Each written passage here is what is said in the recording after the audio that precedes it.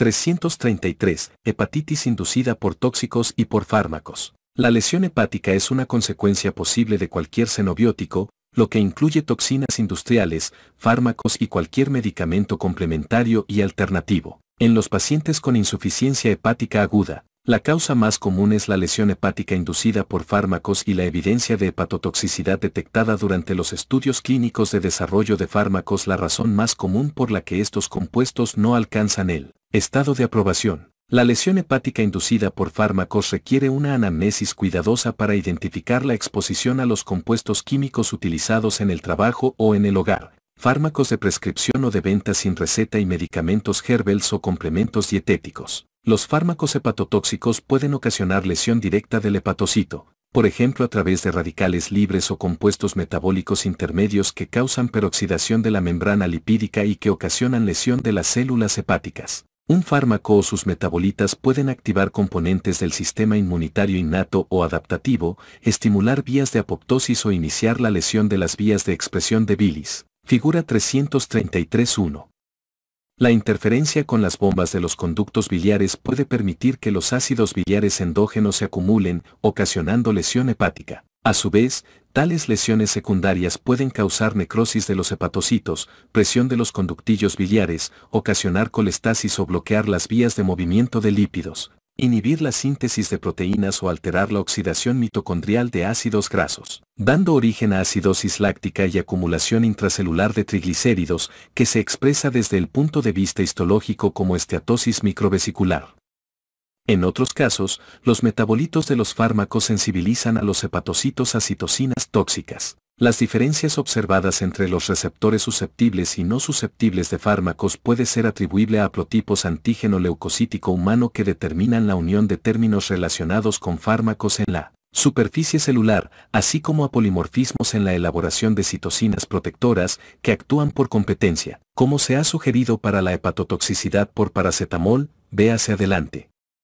Los mecanismos inmunitarios pueden incluir linfocitos citotóxicos o citotoxicidad celular mediada por anticuerpos. Además, se ha demostrado la participación de la activación de transportadores nucleares, como el receptor constitutivo de androstano o en fechas más recientes, el receptor X de pregnano en la inducción de hepatotoxicidad farmacológica. Metabolismo de los fármacos. La mayor parte de los fármacos, que son insolubles en agua, sufre una serie de pasos metabólicos que culminan en una forma hidrosoluble apropiada para su excreción renal o a través de la bilis. Este proceso inicia con la oxidación o metilación mediada por oxigenasas microsómicas de función mixta, el citocromo P450, reacción de fase 1, seguida por la glucuronidación o sulfatación, reacción de fase 2, o bien, la inactivación por glutatión. La mayor parte de la hepatotoxicidad farmacológica es mediada por metabolitos tóxicos de fase 1, pero el agotamiento de glutatión, que evita la desactivación de compuestos nocivos por acción de la glutatión S-transferasa, también puede contribuir. Lesión hepática causada por fármacos.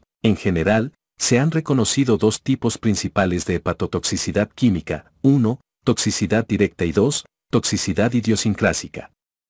Como se muestra en el cuadro 333.1, ocurre hepatitis tóxica directa con regularidad predecible en individuos expuestos a una sustancia agresora y de una manera dependiente de la dosis. El periodo latente entre la exposición y la lesión hepática suele ser breve, a menudo varias horas, aunque las manifestaciones clínicas pueden retrasarse por 24 a 48 horas. Las sustancias que producen hepatitis tóxica suelen ser venenos sistémicos o son convertidos en el hígado a metabolitos tóxicos. Las hepatotoxinas directas causan anomalías morfológicas que son características razonables y reproducibles para cada toxina. Por ejemplo, el tetracloruro de carbono y el tricloroetileno característicamente producen una necrosis zonal centrolobulillar, mientras que el envenenamiento por fósforo amarillo por lo general causa lesión periportal. Los péptidos hepatotóxicos de amanita faloides por lo general producen necrosis hepática masiva. La dosis letal de toxina es cercana a 10 miligramos, que es la cantidad que se encuentra en un hongo venenoso. La lesión hepática, que a menudo solo es un aspecto de la toxicidad producida por hepatotoxinas directas, puede pasar desapercibida hasta que aparece ictericia. En las reacciones farmacológicas idiosincrásicas, la aparición de hepatitis es poco común, 1 de cada 1000 a 100.000 pacientes, de manera impredecible. La respuesta no es claramente dependiente de la dosis como la lesión relacionada con hepatotoxinas directas. La lesión hepática puede ocurrir en cualquier momento durante un periodo breve después de la exposición a la sustancia. Datos recientes sugieren que la mayor parte de los agentes causales que producen toxicidad idiosincrásica se administran en dosis diarias que excedan 100 miligramos, lo que sugiere la participación de la dosis. Los fármacos con baja potencia deben administrarse en dosis más elevadas para alcanzar la posibilidad de lograr los efectos deseados. La adición de la dificultad para predecir o identificar la hepatotoxicidad idiosincrásica a fármacos incluye la aparición de elevaciones leves, transitorias, no progresivas de aminotransferasas séricas, que se resuelve con el uso continuo del fármaco. Tal mecanismo de adaptación, mecanismo que se desconoce, está bien identificado para fármacos como la isoniazida, valproato, difenilidantoinato e inhibidores de la hidroximetilglutaril coenzima A reductasa, estatinas. Las manifestaciones extrahepáticas de hipersensibilidad como el exantema, artralgias, fiebre, leucocitosis y eosinofilia ocurren en casi 25% de los pacientes con reacciones de hepatotoxicidad idiosincrásica a fármacos, pero son característicos de ciertos fármacos y no de otros. Se ha propuesto que la lesión inmunitaria primaria y la hepatotoxicidad directa se relacionan con diferencias idiosincrásicas en la producción de metabolitos tóxicos, para explicar las reacciones farmacológicas idiosincrásicas. Los datos más actuales parecen implicar una respuesta del sistema inmunitario adaptativo a la formación de compuestos estimuladores inmunitarios que dan origen a la activación metabólica de fase 1 del fármaco causal. Las diferencias en la susceptibilidad del hospedador pueden ocasionar una cinética variable de la generación de metabolitos tóxicos y polimorfismos genéticos en las vías del metabolismo de fármacos o activación de citocinas. Además, ciertos haplotipos antígeno leucocítico humano se han asociado con la hepatotoxicidad de ciertos fármacos, como amoxicilina, clavulanato y flucloxacilina. Sin embargo, en ocasiones las características clínicas de una reacción alérgica, eosinofilia hística prominente, autoanticuerpos, etc., son difíciles de ignorar y sugieren la activación de vías de inmunoglobulina E. Se observan unos cuantos casos de hepatotoxicidad farmacológica asociados con autoanticuerpos, lo que incluye una clase de anticuerpos contra los microsomas renales y hepáticos, anti-LKM2, dirigidos contra las enzimas del citocromo P450. Las reacciones idiosincrásicas ocasionan patrones morfológicos que son más variables que los producidos por toxinas directas. Una sustancia a menudo es capaz de causar diversas lesiones, aunque ciertos patrones tienden a predominar. Dependiendo de la sustancia involucrada, puede sobrevenir hepatitis idiosincrásica en un cuadro clínico y morfológico indistinguible del de la hepatitis viral, por ejemplo, por isoniazida o ciprofloxacina. La denominada lesión hepatocelular es la forma más común, que se caracteriza por necrosis punteada en el lóbulo hepático, predominio de infiltrado linfocítico que es similar al observado en casos de hepatitis aguda A, B o C. La colestasis inducida por fármacos varía de leve a formas crecientemente más graves. 1. Colestasis leve con lesión hepatocelular limitada, por ejemplo, estrógenos, andrógenos con sustitución 17-alfa. 2. Colestasis inflamatoria, por ejemplo, amoxicilina con clavulanato, el antibiótico implicado más a menudo en los casos de lesión hepática inducida por fármacos, oxacilina, estolato de eritromicina. 3. Colangitis esclerosante, por ejemplo, después de la administración intrahepática de floxuridina, un quimioterapéutico para metástasis hepáticas por carcinoma colónico primarios. Y 4. Desaparición de los conductillos biliares, colestasis ductopénica, similar a la observada en el rechazo crónico, capítulo 338, después del trasplante hepático, por ejemplo, carbamazepina, levofloxacina. Puede ocurrir colestasis por la unión de fármacos a transportadores de la membrana canicular, acumulación de ácidos biliares tóxicos por insuficiencia de la bomba canicular o por defectos genéticos en las proteínas transportadoras de los canalículos. Desde el punto de vista clínico, la diferencia entre interacciones hepatocelulares y reacciones de colestasis se indican por medio de un valor R, la proporción entre alanina aminotransferasa con fosfatasa alcalina, las cuales se expresan como múltiplos del límite superior normal. Un valor de R mayor de 5.0 se asocia con lesión hepatocelular, una cifra de R menor de 2.0 con lesión colestásica y cifras entre 2.0 y 5.0 se relacionan con lesión hepatocelular colestásica. Las alteraciones morfológicas también incluyen la formación de puentes de necrosis hepática, por ejemplo, metildopa, o con menor frecuencia, granulomas hepáticos, por ejemplo, sulfonamidas. Algunos fármacos ocasionan esteatosis macrovesicular o microvesicular o esteatohepatitis, que en algunos casos se ha relacionado con disfunción mitocondrial y peroxidación lipídica. La hepatotoxicidad grave relacionada con esteatohepatitis más a menudo es consecuencia de toxicidad mitocondrial, que se reconoce cada vez con mayor frecuencia en pacientes que reciben tratamiento con antirretrovirales con inhibidores de la transcriptasa inversa para infección por virus de inmunodeficiencia humana, por ejemplo, sidobudina, didanosina, aunque muchos de estos fármacos se han suspendido por hepatotoxicidad. Capítulo 197. En términos generales, la hepatotoxicidad mitocondrial de los antirretrovirales es reversible, pero la hepatotoxicidad no reversible asociada con lesión mitocondrial, inhibición de la ácido desoxirribonucleico polimerasa gamma, fue la causa de la insuficiencia hepática aguda encontrada en los primeros estudios clínicos de la fialuridina, un fármaco hoy abandonado, análogo de la pirimidina, con actividad antiviral potente contra el virus de la hepatitis B. Otro objetivo potencial para la hepatotoxicidad farmacológica idiosincrásica son las células del recubrimiento sinusoidal, cuando estas células se lesionan, por ejemplo como ocurre con los antineoplásicos en dosis elevadas, por ejemplo, ciclofosfamida, melfalán, busulfán, administrados antes del trasplante de médula ósea, puede sobrevenir enfermedad veno-oclusiva.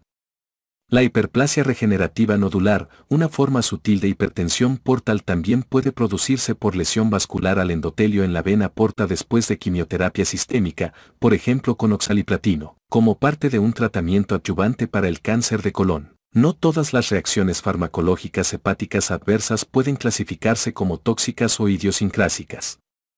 Por ejemplo, los anticonceptivos orales, que combinan compuestos estrogénicos y progestágenos, pueden ocasionar alteración de las pruebas de función hepática y en ocasiones, ictericia. Sin embargo, no producen necrosis o cambios grasos. Manifestaciones de hipersensibilidad que suelen estar ausentes. La susceptibilidad al desarrollo de colestasis inducida por anticonceptivos orales parece estar determinada por aspectos genéticos. La colestasis inducida por estrógenos es más común en mujeres con colestasis del embarazo, un trastorno relacionado con defectos genéticos en proteínas transportadoras canaliculares relacionadas con resistencia farmacológica. Una complicación poco común del tratamiento con anticonceptivos orales es la dilatación de los sinusoides hepáticos, localizada en la zona periportal del lóbulo hepático. Cualquier reacción idiosincrásica que ocurre en menos de 1 en 10.000 receptores causa que esta lesión pase desapercibida en la mayor parte de los estudios clínicos, la cual incluye a solo unos cuantos miles de receptores. La Administración de Alimentos y Medicamentos americana y las compañías farmacológicas han aprendido a buscar indicaciones, incluso sutiles,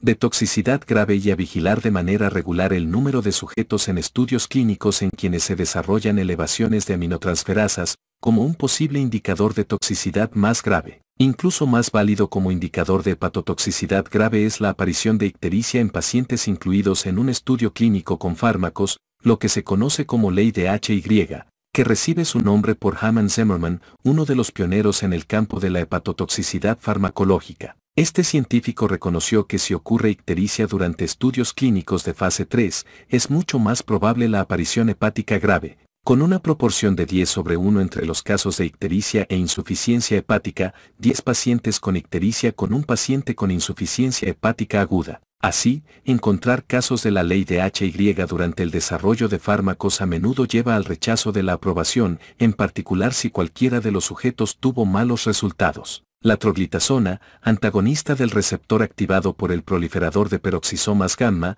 fue el primero en su clase de tiazolidinedionas, fármacos sensibilizantes a la insulina. Aunque en retrospectiva, los casos de ictericia de la ley de Hy ocurrieron durante estudios clínicos de fase 3, no se identificaron casos de insuficiencia hepática hasta la comercialización del fármaco, lo que resalta la importancia de la vigilancia después de la comercialización con el fin de identificar fármacos tóxicos y favorecer su retiro del mercado. Por fortuna, dicha hepatotoxicidad no es una característica de las tiazolidinedionas de segunda generación como rosiglitazona y pioglitazona. En estudios clínicos, la frecuencia de elevaciones de aminotransferasas en pacientes tratados con estos fármacos no difiere de la de los individuos que recibieron placebo y son extremadamente poco comunes los reportes aislados de lesión hepática en los individuos que recibieron estos fármacos. En muchos casos es difícil demostrar que un episodio de lesión hepática fue causado por un fármaco en particular.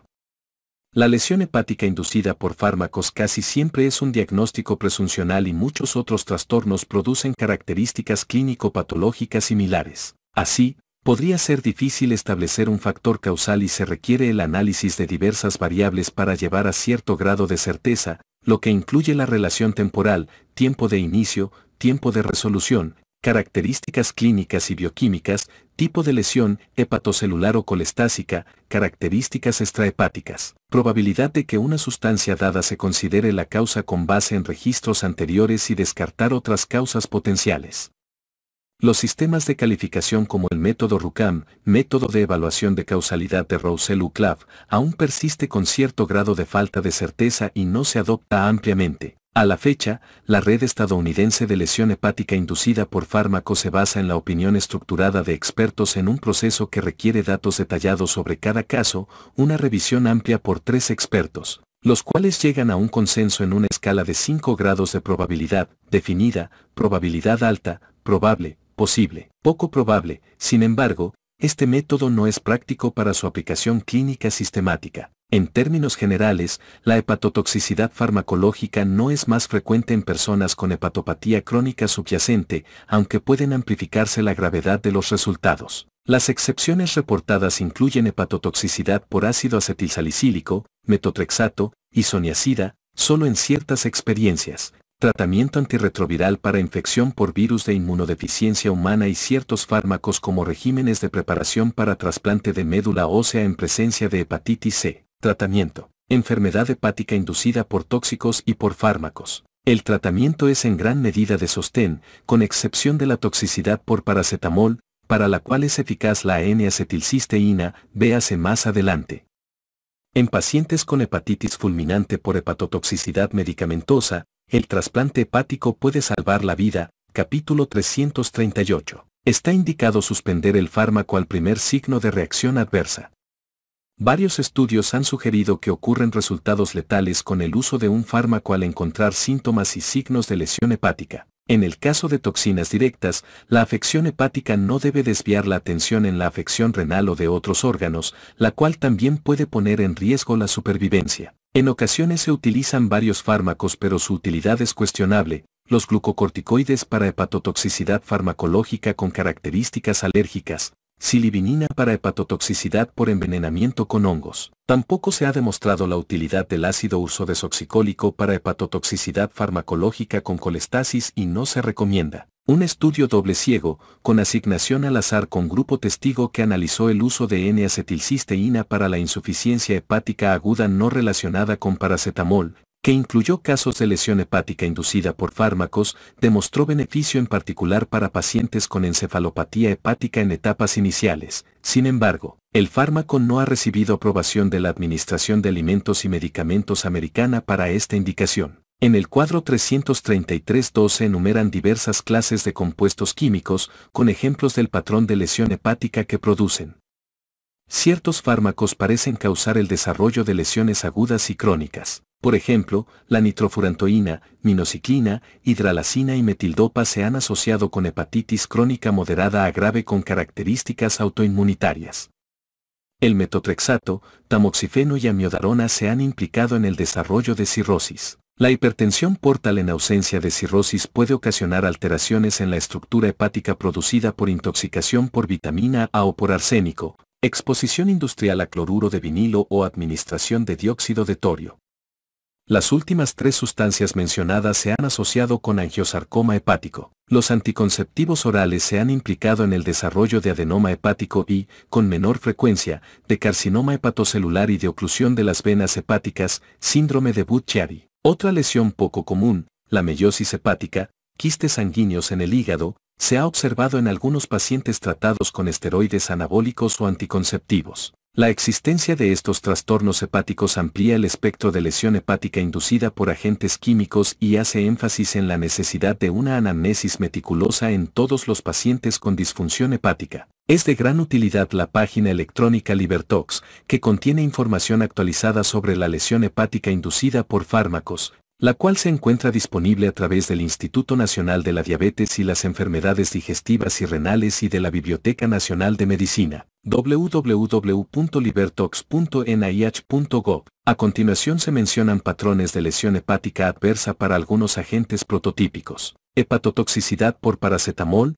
toxicidad directa. El paracetamol representa la causa más prevalente de insuficiencia hepática aguda en el mundo occidental. Hasta 72% de los pacientes con hepatotoxicidad por paracetamol en Escandinavia, frecuencia un poco inferior en el Reino Unido y Estados Unidos, progresa a encefalopatía y coagulopatía. El paracetamol causa necrosis hepática centrolobulillar relacionada con la dosis después de una sola ingestión, ya sea por ingestión intencional con fines suicidas o sobredosis no intencionales por periodos prolongados. Cuando se utilizan múltiples preparaciones farmacológicas o cantidades inadecuadas del fármaco por varios días, por ejemplo para el alivio del dolor o de la fiebre. En tales casos, la administración de 8 gramos por día, el doble de la dosis máxima recomendada, durante varios días puede ocasionar con facilidad insuficiencia hepática. El uso de combinaciones de opioides, paracetamol parece ser en particular nocivo, porque puede ocurrir habituación a los opioides con incremento gradual en la combinación de opioides paracetamol a lo largo de días o semanas. Una dosis única de 10 a 15 gramos, en ocasiones cantidades menores, puede producir evidencia clínica de lesión hepática. La enfermedad fulminante y letal suele relacionarse, aunque no de manera invariable, con la ingestión de más de 25 gramos. Las concentraciones en sangre de paracetamol se correlacionan con la gravedad de la lesión hepática. Concentraciones mayores de 300 microgramos por mililitro 4 horas después de la ingestión indican daño grave. Concentraciones menores de 150 microgramos por mililitro sugieren que es poco probable la lesión hepática. La náusea, vómito, diarrea, dolor abdominal y estado de choque son manifestaciones iniciales que ocurren 4 a 12 horas después de la ingestión. Luego de 24 a 48 horas, cuando ceden estas manifestaciones, se hace aparente la lesión hepática. Las anomalías máximas y la insuficiencia hepática son evidentes después de 3 a 5 días de la ingestión y no son raras las concentraciones de aminotransferasas mayores de 10.000 unidades internacionales por litro, cifras superiores a las que se observan en pacientes con hepatitis viral. Puede haber insuficiencia renal y lesión miocárdica. Ya sea que durante la anamnesis pueda encontrarse información respecto a la sobredosis, debe sospecharse hepatotoxicidad por paracetamol por la presencia de concentraciones sumamente elevadas de aminotransferasas, en asociación con bajas concentraciones de bilirrubinas, combinación que es característica de esta lesión hiperaguda. Las características bioquímicas obligan a una anamnesis cuidadosa si esto es posible. Sin embargo, la negación o la alteración del estado mental pueden confundir los esfuerzos diagnósticos. En tal situación, es razonable el diagnóstico presuncional y debe iniciarse tratamiento con el antídoto probado, N-acetilcisteína, cuyo uso es seguro y ha demostrado eficacia incluso cuando la lesión ya se encuentra en evolución. El paracetamol se metaboliza de manera predominante por reacciones de fase 2 a metabolitos inocuos de sulfato y glucurónido. Sin embargo, una pequeña proporción de este se metaboliza por reacciones de fase 1 a metabolitos hepatotóxicos formados por los compuestos originales mediante el citocromo P450CYP12E1. Este metabolito, N-acetil-P-benzoquinona imina, se destoxifica por la unión con glutatión hepatoprotector para convertirse en ácido mercaptúrico, el cual es soluble en agua y se excreta por vía renal. Cuando se forman cantidades excesivas de N-acetil-P-benzoquinona imina o cuando las concentraciones de glutatión son bajas, se han agotado y superado las concentraciones de glutatión, ocurre unión covalente a las macromoléculas nucleofílicas del hepatocito formando aductos de paracetamol proteínas. Estos aductos, que pueden cuantificarse en suero por cromatografía líquida de alto desempeño, son marcadores diagnósticos promisorios de hepatotoxicidad por paracetamol. Se encuentran bajo desarrollo análisis de aductos de paracetamol cisteína que podrían realizarse al lado de la cama del paciente. La unión de paracetamol a macromoléculas del hepatocito parece ocasionar necrosis hepática. Se desconocen la secuencia y mecanismos precisos. La lesión hepática puede potenciarse por la administración previa de alcohol, fenobarbital, isoniazida o de otros fármacos, por enfermedades que estimulan el sistema de oxidasas mixtas o por estados como la inanición, lo que incluye la incapacidad para mantener el consumo oral durante enfermedades febriles graves, lo cual reduce las concentraciones hepáticas de glutatión. El alcohol induce el citocromo P450CYP2. En consecuencia, en individuos con alcoholismo crónico puede producirse un metabolito tóxico de NAPI después de la ingestión de paracetamol, pero aún es motivo de debate la participación del alcohol en la potenciación de la lesión aguda por paracetamol. El alcohol también suprime la producción de glutatión hepático. Por tanto, en individuos con alcoholismo crónico, la dosis tóxica de paracetamol podría ser de tan solo 2 gramos y a los individuos que consumen alcohol debe informárseles de manera específica sobre los peligros de consumir aún dosis habituales de paracetamol. En un estudio realizado en el año 2006, se identificaron elevaciones de aminotransferasas en 31 a 44% de sujetos sanos tratados por 14 días con la dosis máxima recomendada de paracetamol, 4 gramos por día. Administrada sola o en combinación de paracetamol opioides, aún debe establecerse la importancia clínica de estos hallazgos, porque se observaron cambios transitorios y no relacionados con incremento en la concentración de bilirrubinas. La infección subyacente por virus de la hepatitis se parece relacionarse con incremento en el riesgo de lesión hepática aguda en pacientes hospitalizados por sobredosis de paracetamol, pero en términos generales, los individuos con hepatopatía no alcohólica toleran bien las dosis recomendadas de paracetamol. El uso de este en pacientes con cirrosis no se ha relacionado con descompensación hepática. Por otra parte, por la relación entre el consumo de paracetamol y la lesión hepática y por el escaso margen de seguridad entre las dosis seguras y tóxicas, la Administración de Alimentos y Medicamentos Americana recomendó que la dosis diaria de paracetamol se reduzca de 4 a 3 gramos, o aún menos en quienes consumen alcohol de manera crónica, que los productos que contengan paracetamol se etiqueten de manera clara y que se mencione en el empaque la posibilidad de lesión hepática por productos que contengan paracetamol.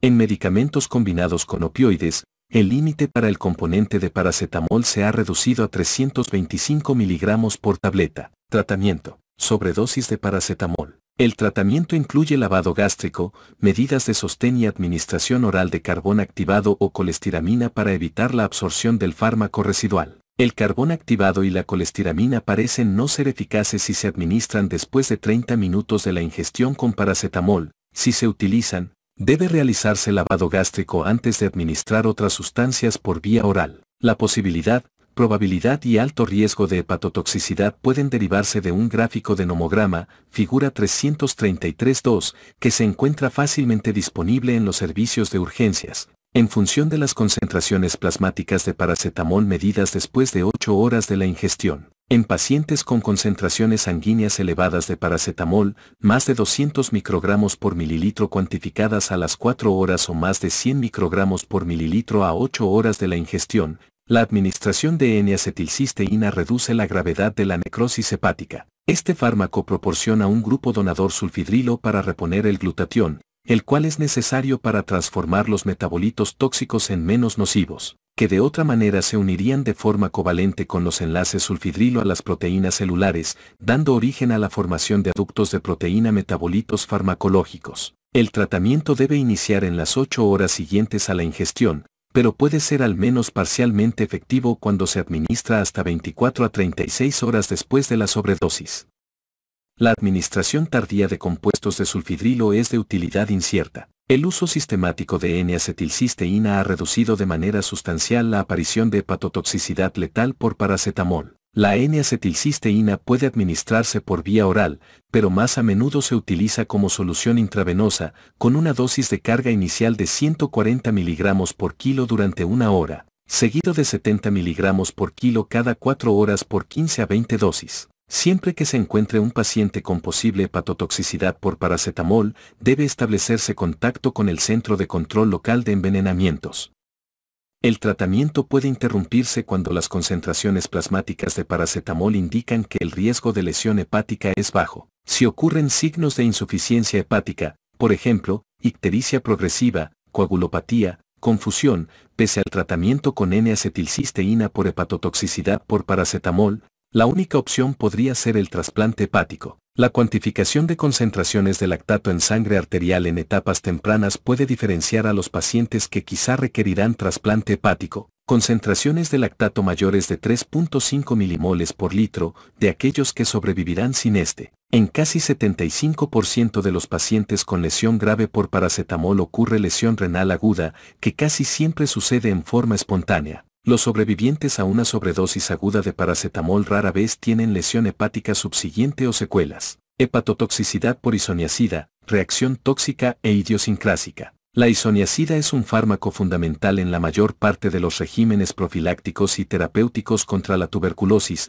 pese a que se ha reconocido desde hace mucho tiempo como una hepatotoxina. En casi 10% de los pacientes tratados con isoniazida ocurre aumento de las concentraciones de aminotransferasas durante las primeras semanas de tratamiento. Sin embargo, estas elevaciones ceden de forma espontánea en la mayor parte de los casos leves, cifras de alanina aminotransferasa menores de 200 unidades internacionales por litro, y se resuelven pese al uso continuo del fármaco. Esta respuesta adaptativa permite continuar con el fármaco si los síntomas y las elevaciones progresivas de las enzimas no se continúan después de las elevaciones iniciales. La lesión hepática aguda, hepatocelular, inducida por isoniazida es evidente con un periodo de latencia variable de hasta 6 meses y es más frecuente en alcohólicos y en pacientes que toman ciertos fármacos, como barbitúricos, rifampicina y piracinamida. Si se alcanza el umbral clínico de la encefalopatía, es probable que la lesión hepática grave sea letal porque se requiera trasplante hepático.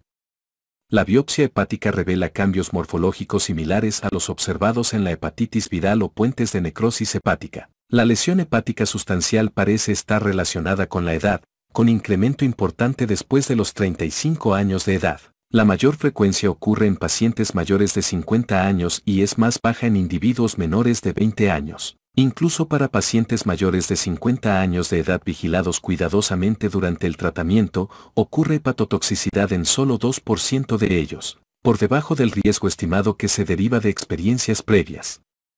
La fiebre, exantema, eosinofilia y otras manifestaciones de alergia medicamentosa son claramente poco comunes. Se han detectado anticuerpos contra isoniazida en individuos que reciben isoniazida, pero aún no está claro el vínculo causal con la lesión hepática.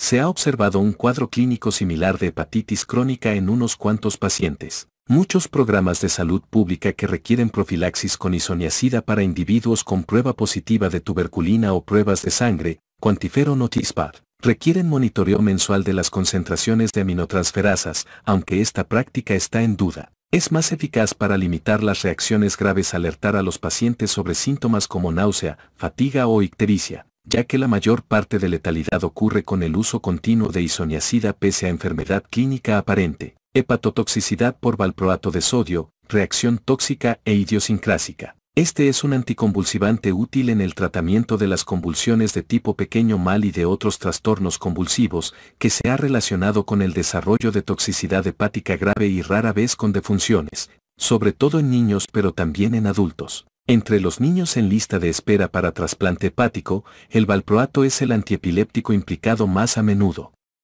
Las elevaciones asintomáticas en las concentraciones de aminotransferasas séricas se han reconocido hasta en 45% de los pacientes tratados. Sin embargo, estos cambios adaptativos parecen no tener importancia clínica, porque en la mayor parte de los pacientes no se observa hepatotoxicidad mayor pese a la farmacoterapia continua. En pacientes poco comunes en quienes se encuentra ictericia, encefalopatía y datos de insuficiencia hepática, el examen histológico del hígado revela grasa microvesicular y puentes de necrosis hepática, con predominio en la región centrolobulillar.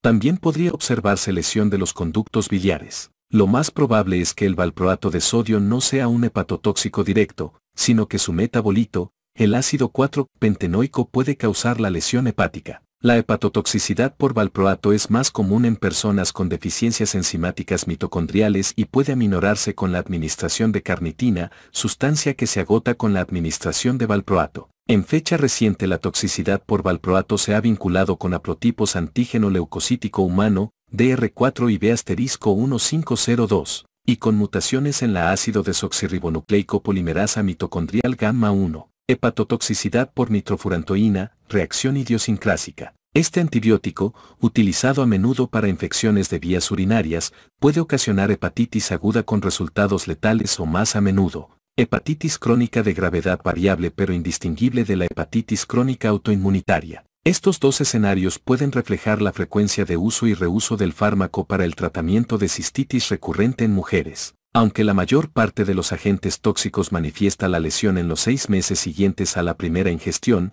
la nitrofurantoína puede tener un periodo de latencia mucho más prolongado, quizá en parte por su uso intermitente y recurrente. Los autoanticuerpos contra componentes nucleares, músculo liso y mitocondrias parecen ceder después de la resolución de la infección. Sin embargo, podría ser necesaria la administración de glucocorticoides o de otros fármacos inmunodepresores para resolver la lesión autoinmunitaria. Podría observarse cirrosis en casos que no se identifican con rapidez. La fibrosis pulmonar intersticial se manifiesta con tos crónica y disnea y se resuelve lentamente con la interrupción del fármaco. Los datos histológicos son idénticos a los de la hepatitis autoinmunitaria. Puede observarse un patrón patológico similar con la minociclina que se utiliza de manera repetida para el tratamiento del acné en adolescentes, así como con la administración de hidralazina y alfametildopa. Hepatotoxicidad por amoxicilina con clavulanato, reacción idiosincrásica mixta. A la fecha, este es el fármaco implicado más a menudo en las lesiones hepáticas farmacoinducidas en Estados Unidos y en Europa, cuyo nombre comercial más frecuente es Augmentin. Causa un síndrome muy específico de lesión mixta o de predominio colestásico. Como puede ocurrir hepatotoxicidad después del tratamiento con amoxicilina con clavulanato luego de un periodo de latencia relativamente largo, la lesión hepática podría manifestarse al momento de interrumpir el fármaco o después de la suspensión del mismo. La elevada prevalencia de hepatotoxicidad refleja en parte la frecuencia de uso de este fármaco para infecciones de vías respiratorias, lo que incluye neumonía extrahospitalaria. El mecanismo de hepatotoxicidad permanece poco claro, pero la lesión hepática parece ser causada por toxicidad por amoxicilina, que es potenciada en cierta forma por el clavulanato, que per se parece no ser tóxico. Los síntomas incluyen náusea, anorexia, fatiga e ictericia, que puede ser prolongada, junto con prurito. Son poco comunes las lesiones cutáneas. A veces, la amoxicilina con clavulanato, al igual que otros hepatotóxicos colestásicos, causa lesión permanente a los conductos biliares de pequeño calibre, por lo que se conoce como síndrome de desaparición de los conductillos biliares. En dicho síndrome, la lesión hepática al inicio es mínima con excepción de colestasis grave. Sin embargo, con el paso del tiempo, las alteraciones histológicas en los conductos biliares son sustituidas por falta de conductos identificables y finalmente por la falta de los mismos en biopsias subsiguientes. Hepatotoxicidad por difenilidantoinato, reacción idiosincrásica. Este fármaco es la base en el tratamiento de los trastornos convulsivos y en casos poco comunes se ha relacionado con el desarrollo de lesión hepática grave similar a la hepatitis que ocasiona insuficiencia hepática fulminante. En muchos pacientes, la hepatitis se asocia con fiebre, linfadenopatía, lesiones cutáneas, síndrome de Stevens-Johnson o dermatitis exfoliativa, leucocitosis y eosinofilia, lo que sugiere un mecanismo de hipersensibilidad mediado por mecanismos inmunitarios. Pese a estas observaciones, la evidencia sugiere que la idiosincrasia metabólica puede ser la causa de la lesión hepática. En el hígado, el difenilidantoinato se convierte a metabolitos por acción del citocromo P450, lo que incluye óxidos de hidrocarburos aromáticos, areños. Estos metabolitos suelen metabolizarse por acción de las epóxido-hidrolasas. Un defecto, genético o adquirido, en la actividad de la epóxido-hidrolasa podría permitir la unión covalente de óxidos de areno a las macromoléculas hepáticas, lo que ocasiona lesión hepática. La lesión hepática por lo general se manifiesta en los 2 primeros meses después de iniciado el tratamiento con difenilidantoinato. Con la excepción de la abundancia de eosinófilos en el hígado, las manifestaciones clínicas, bioquímicas e histológicas simulan una hepatitis viral. En casos poco comunes, la lesión de los conductos biliares puede ser la característica sobresaliente de la hepatotoxicidad por difenilidantoinato, con colestasis intrahepática como característica sobresaliente. Las elevaciones asintomáticas de las concentraciones de aminotransferasas y de fosfatasa alcalina se han observado en una proporción cuantificable de pacientes que reciben difenilidantoinato a largo plazo. Estos cambios hepáticos, según refieren algunos autores, representan las potentes propiedades de inducción enzimática del difenilidantoinato y que desde el punto de vista histológico se acompañan por hinchazón de los hepatocitos en ausencia de actividad necroinflamatoria o datos de hepatopatía crónica, hepatotoxicidad por amiodarona, reacción tóxica e idiosincrásica. En 15 a 50% de los pacientes tratados con este antiarrítmico potente ocurren elevaciones leves de las aminotransferasas séricas, que pueden permanecer estables o disminuir pese a la continuación del fármaco. Tales anomalías pueden aparecer días o meses después de haber iniciado el tratamiento. Una proporción de aquellos individuos con elevación de las concentraciones de aminotransferasas presenta hepatomegalia detectable y en menos del 5% de los pacientes se desarrolla hepatopatía de importancia clínica. Las características que representan un efecto directo del fármaco en el hígado y que son comunes en la mayor parte de los individuos que reciben el fármaco a largo plazo son fosfolipidosis ultraestructural, no acompañada de hepatopatía clínica, así como interferencia con la función del metabolismo de otros fármacos en el hígado. El derivado catiónico anfifílico es el principal metabolito de la desetilamiodarona que se acumula en los lisosomas y mitocondrias hepáticos así como en el epitelio de los conductos biliares. Las elevaciones relativamente comunes en las concentraciones de aminotransferasas también se consideran como un efecto hepatotóxico directo predecible y dependiente de la dosis. Por otra parte, en pacientes poco comunes con hepatopatía sintomática, aparente en la clínica, la lesión hepática es similar a la observada en la hepatopatía alcohólica. La lesión hepática pseudoalcohólica puede variar desde la esteatosis, la infiltración neutrofílica y con cuerpos de Mallory, similar a la hepatitis alcohólica, hasta la cirrosis. La microscopía electrónica muestra cuerpos laminares lisosómicos ricos en fosfolípidos, lo que puede ayudar a diferenciar la hepatotoxicidad por amiodarona de la hepatitis alcohólica típica.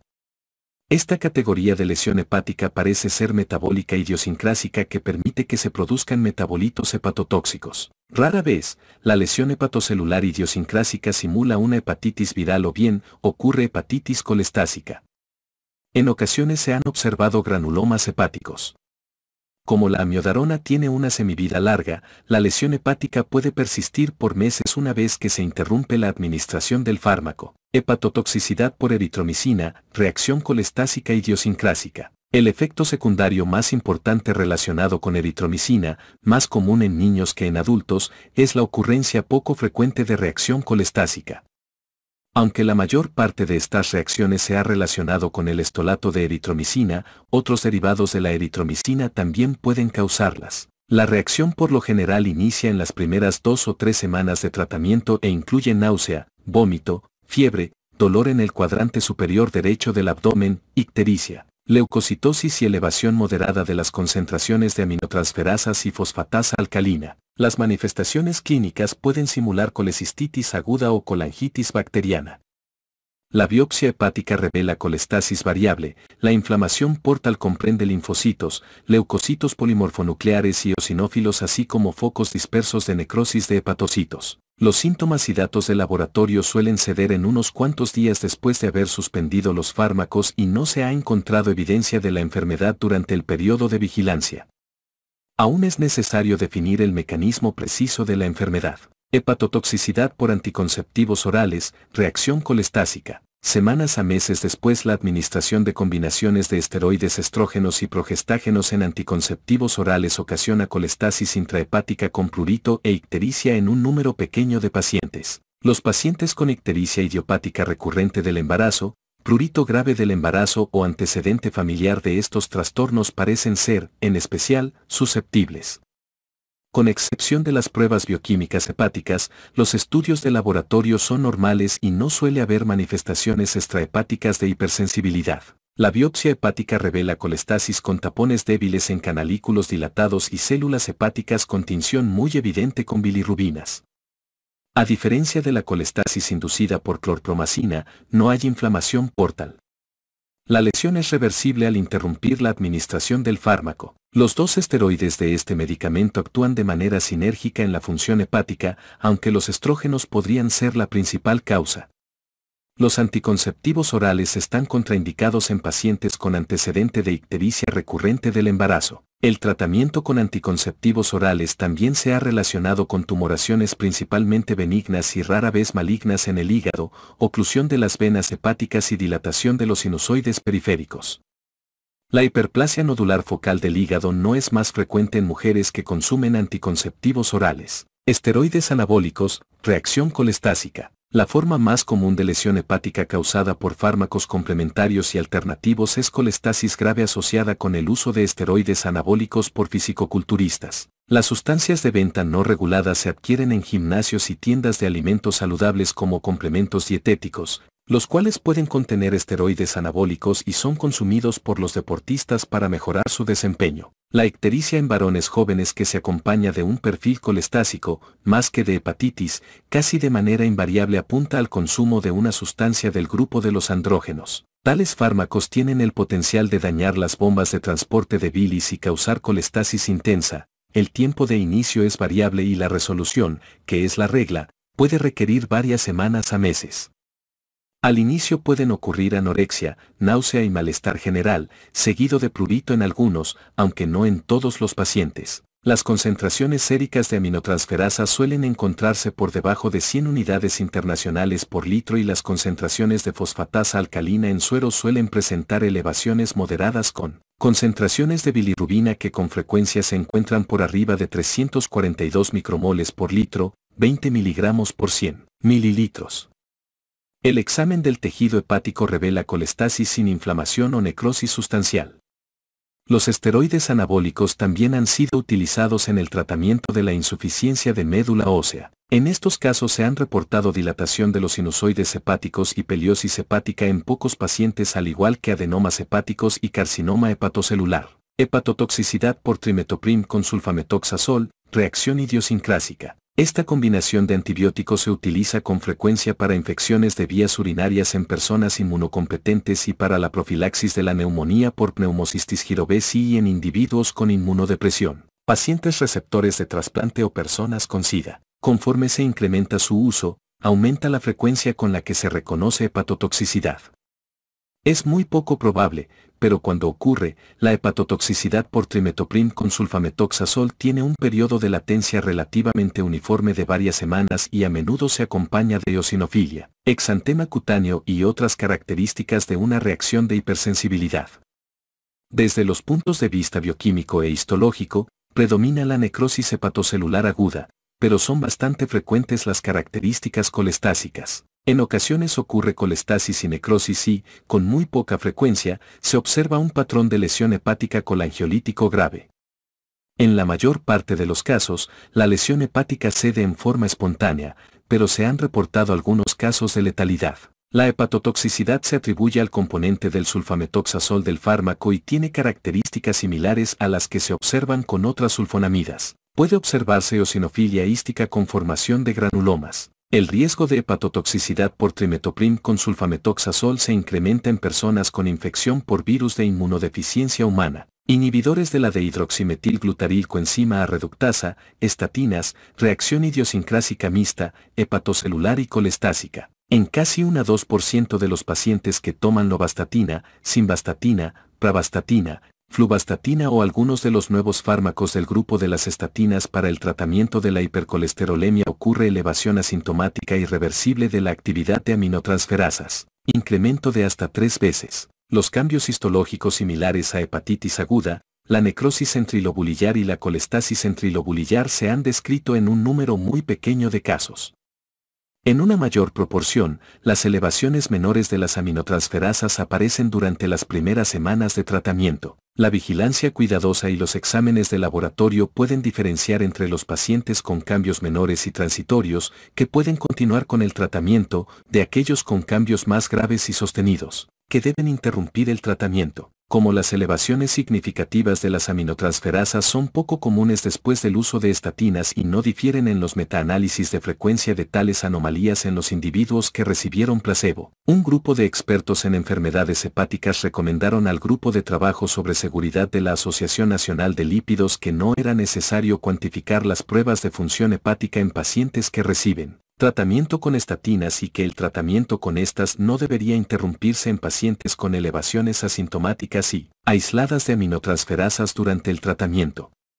La hepatotoxicidad por estatinas no se incrementa en pacientes con hepatitis C crónica, esteatosis hepática u otras hepatopatías subyacentes. Las estatinas pueden utilizarse con seguridad en tales pacientes. Nutrición parenteral total, esteatosis, colestasis. La nutrición parenteral total a menudo se complica con hepatitis colestásica atribuible a esteatosis, colestasis o cálculos biliares, o barro biliar. La esteatosis o esteatohepatitis puede ser consecuencia del consumo excesivo de calorías provenientes de carbohidratos en esos complementos nutricionales y la forma predominante de hepatopatía relacionada con nutrición. parenteral total en adultos. La frecuencia de esta complicación se ha reducido de manera sustancial mediante la introducción de fórmulas de nutrición parenteral total equilibradas que se basan en los lípidos como fuente alternativa de calorías. La colestasis y colelitiasis, que son causadas por la falta de estimulación del flujo y secreción de bilis, son consecuencia de la falta de consumo de alimentos por vía oral y la forma predominante de hepatopatía relacionada con nutrición parenteral